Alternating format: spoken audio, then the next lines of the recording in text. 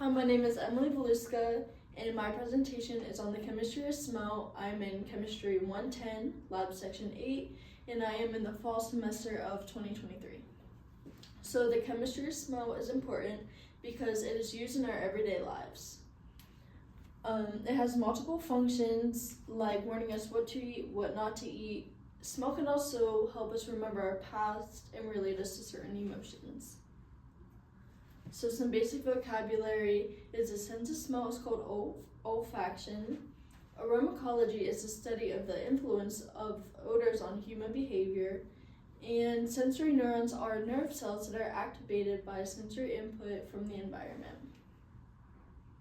So this is just a picture showing the molecules are attached to the receptor cells, which get sent up, and then our brain defers what the chemical scent is.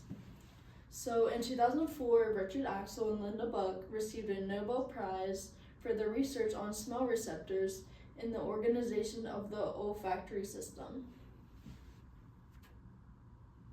This image shows the receptors being linked to the G proteins, which get sent up to depict a certain chemical to defer the smell. So at Rockefeller University, researchers recruited volunteers to rate the smell of almost 500 chemicals. The researchers mapped the atoms in each molecule and discovered that the smaller the molecule, the more intense smell it produced.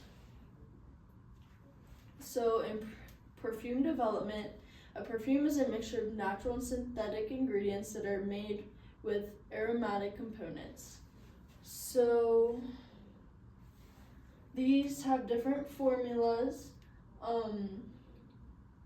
This one shows, this is an ether, a COC. A carboxylic acid is shown in this one with the OH. And this one in wintergreen, it has HO, which is alcohol. So some science is the olfactory sensory neurons are located in a small patch of tissue inside the nose. This is another representation of the odorant molecules going to the receptors, which then get sent up to the olfactory bulb. Odototherapy theory is how olfactory receptors bind to odor molecules and uses the combination of shape to determine the coupling. So esters are O double bond C to C, and that is described as smelling fruity and powdery. And then benzaldehyde is CHO6O, and that has an almond essence. So this is just some more molecular compounds, like amines smell fishy. There are 4 types of smelling disorders, which include hyposmia, anosmia, parosmia, and phantosmia. They are smelling disorders that are more common in men, and the woman's olfactory bulb is 43% more present in a woman than in a man. So parosmia is a disease that is a distorted sense of smell. This occurs when smell receptors no longer detect the odor or send signals to the brain that an odor molecule is present. This can be permanent, and this is also caused from COVID-19. So being able to smell the world around you makes it more enjoyable.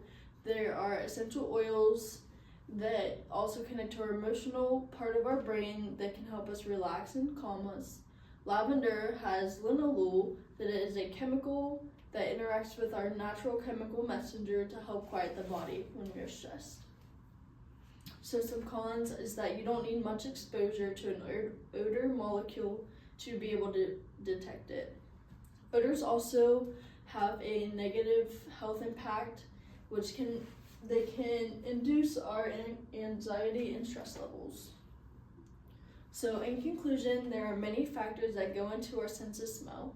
Our mood, relationships, health, hunger is all affected by smell. Smell has one of the biggest impacts on our lives, and we never really think about it because it's so natural to us. And these are my references.